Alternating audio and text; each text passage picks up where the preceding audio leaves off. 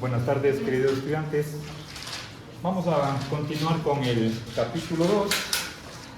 Hoy quiero explicar lo que es el nominalismo preliminar.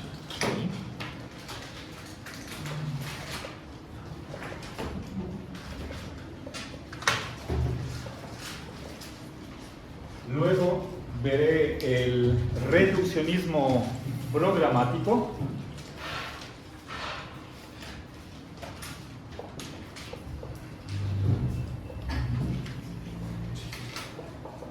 Y finalmente, no sé si alcance, espero que sí, el criterio de compromiso ontológico de Quine.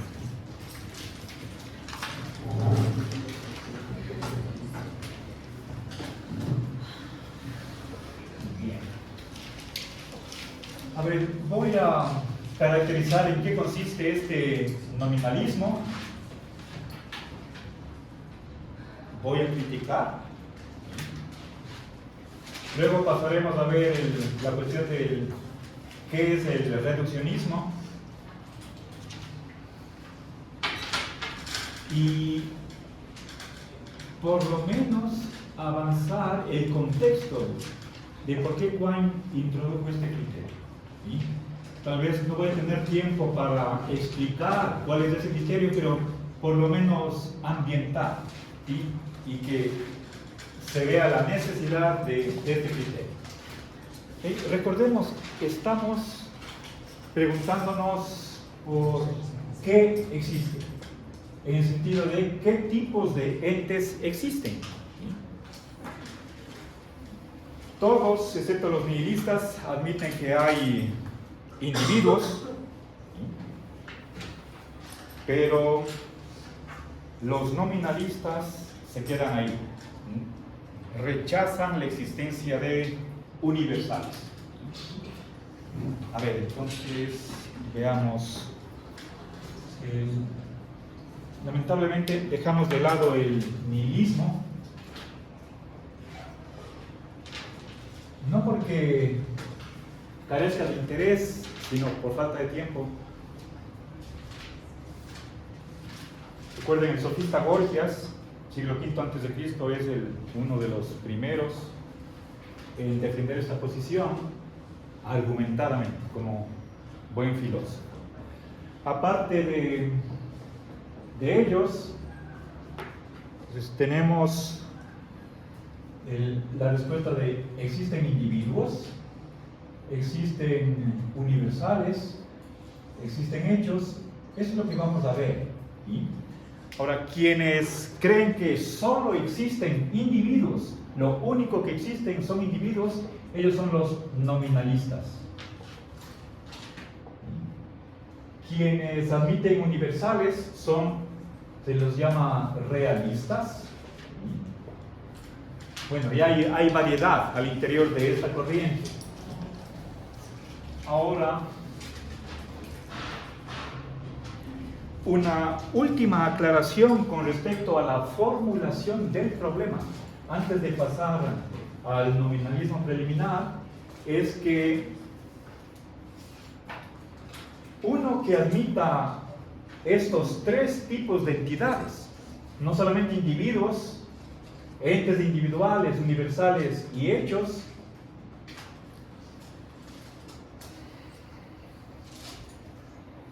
todavía, decimos, existen individuos, existen universales y existen hechos. Una pregunta suplementaria que nos podemos hacer es: ¿la existencia, cuando se aplica a estos tres tipos de entidades, tiene el mismo sentido o no? ¿Ya? Pensemos en la primera pareja, ¿sí? Cosas bellas y la belleza. O individuos humanos, cada uno de los aquí presentes, y la humanidad. Pensemos en qué tipo de entidad es universal, si es que existe. ¿Sí? Cada uno de nosotros tenemos propiedades, como por ejemplo la de tener una edad, un peso, un lugar de nacimiento, unos padres. En nuestro país, la cédula de ciudadanía. Eso es algo privativo de cada uno. En cambio, preguntémonos con respecto a el hombre en sí, o la humanidad. ¿Tiene un lugar de nacimiento? ¿Qué edad tiene? ¿Qué estatura? ¿Qué peso? ¿Cuáles fueron sus padres? ¿En dónde vive? ¿En dónde está? Esas preguntas parecen raras a primera vista y por lo tanto, desde tiempos de Platón, sino antes, se ha pensado que si es que existen los universales, tienen una existencia sobrenatural.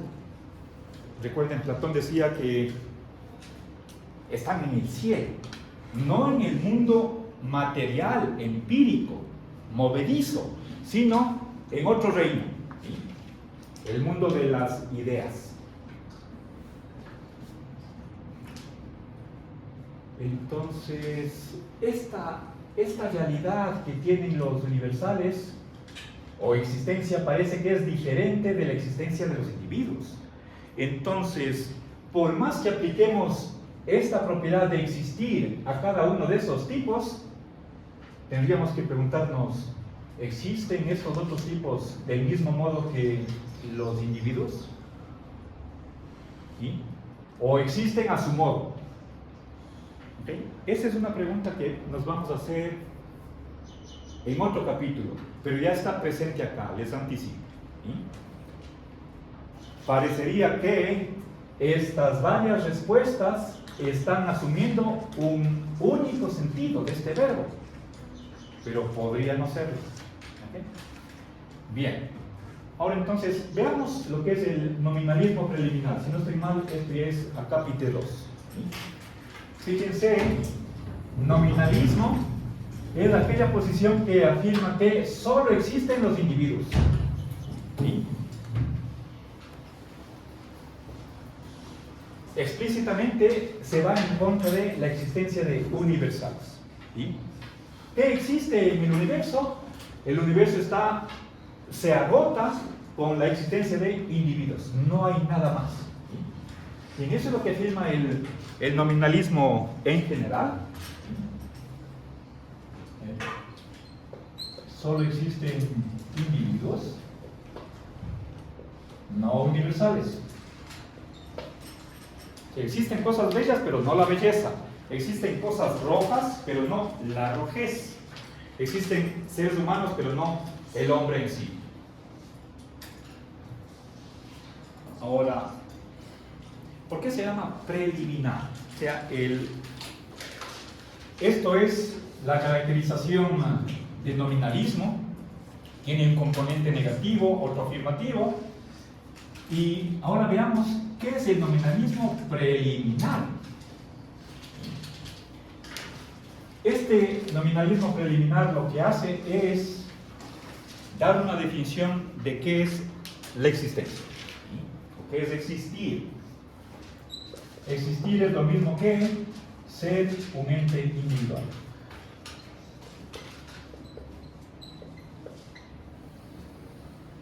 Bien, esta definición es lo que añade al nominalismo en general este tipo particular que aquí se le está denominando como preliminar. ¿Sí? Es decir, está aportando una precisión con respecto a qué se entiende por existencia. ¿Sí?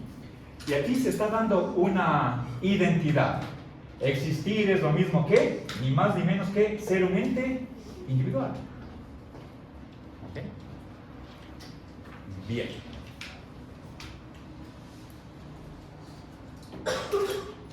Ojo, esa es una definición propuesta por esta corriente.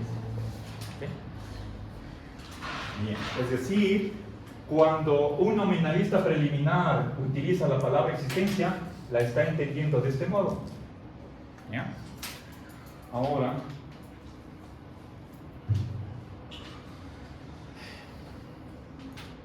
Lorenzo Peña va a criticar esta posición y lo que él dice es lo siguiente. Entonces, nuevamente pongamos acá mano derecha.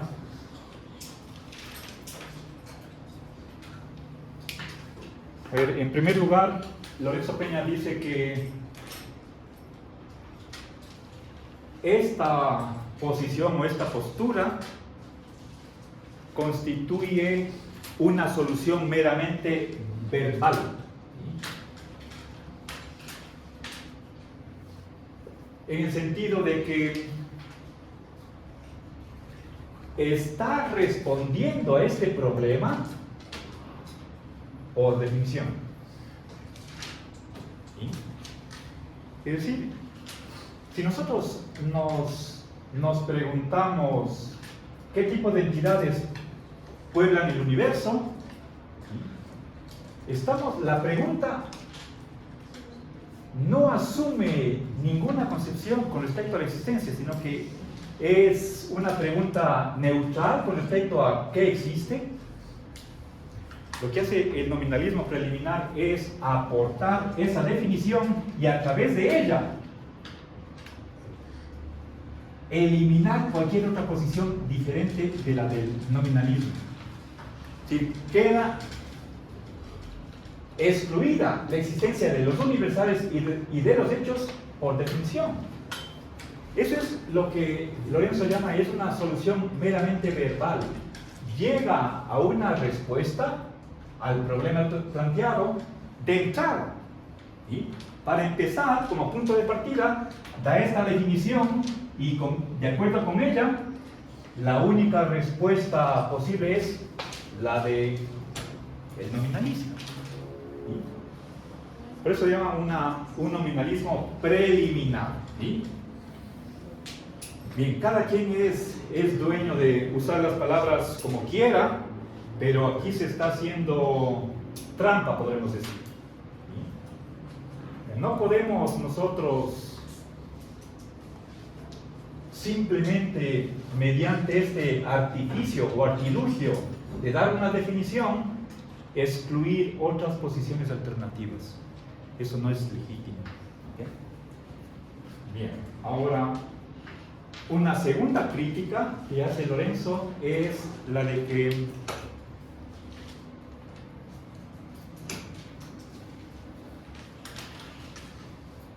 en el lenguaje ordinario, cuando decimos que algo existe o no existe, no estamos entendiendo este verbo de esta manera. Por ejemplo, a ver si es que digo, la escultura clásica apenas existe en Cuenca.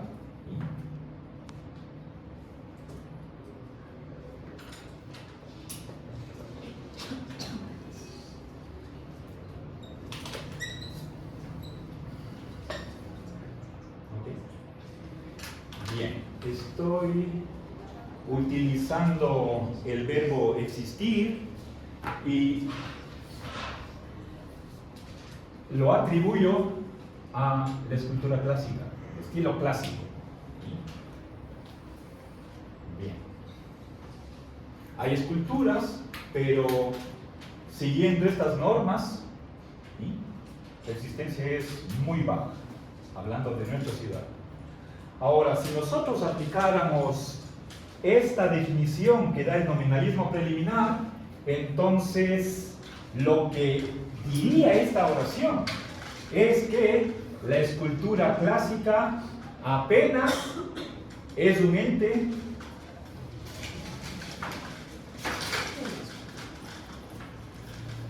particular.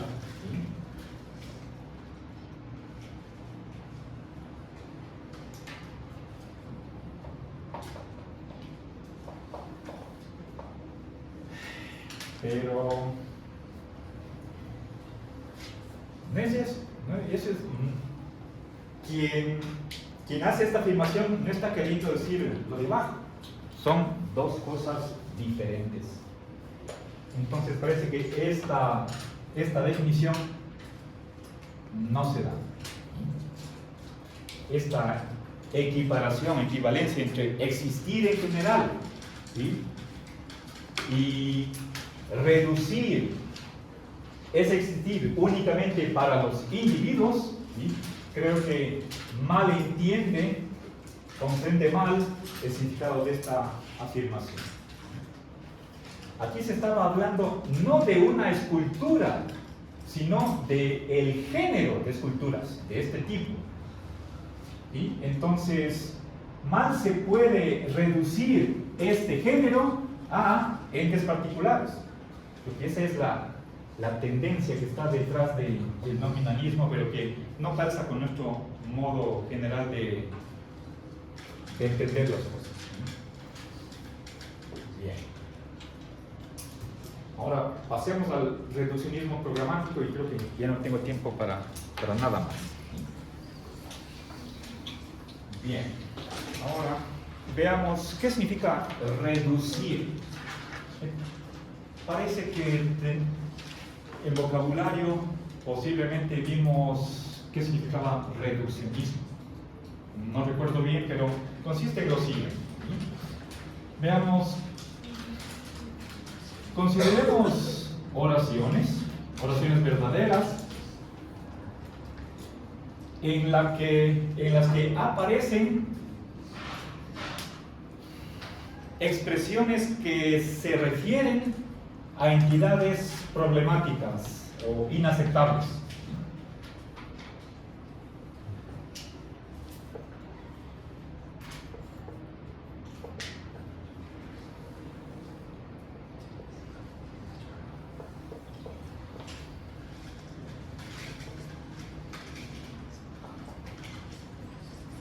Inaceptables desde algún punto de vista. ¿Sí? Y la reducción consiste en hacer una traducción de esas oraciones a otras en las que haya solamente expresiones referidas a entidades aceptables. Bien. Entonces, lo que hay que hacer es una traducción, este paso. Pensemos, por ejemplo, desde un punto de vista materialista. Todo lo que no sea material es inaceptable.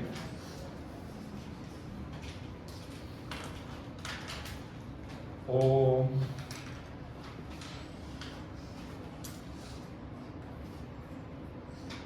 a ver, ejemplo, si es que la mente o los fenómenos mentales no tienen una ubicación espacio-temporal y sin embargo hay oraciones verdaderas que emplean términos referidos a la mente, como son emociones, un miedo, una esperanza, un dolor, alegría, etc. Lo que habría que hacer es traducir esas oraciones a otras en las cuales desaparecen esos términos que hacían alusión a estos términos que no pueden ser aceptados desde una determinada ontología, ¿sí? Y si es que se puede hacer esta paráfrasis, entonces la reducción es posible.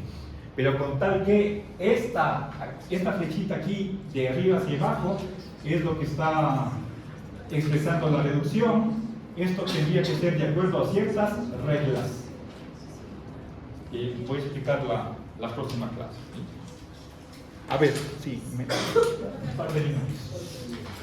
¿Cómo tiene que ser esta traducción, ¿sí?, o paráfrasis con reglas que sean, a ver, verosímiles,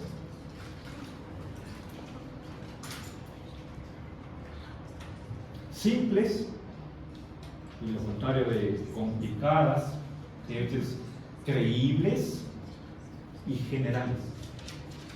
Es decir,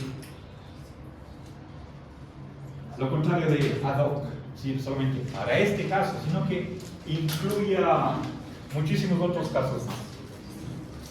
Si es que se puede enunciar principios para hacer esta reducción de esta manera, entonces la reducción va a ser posible.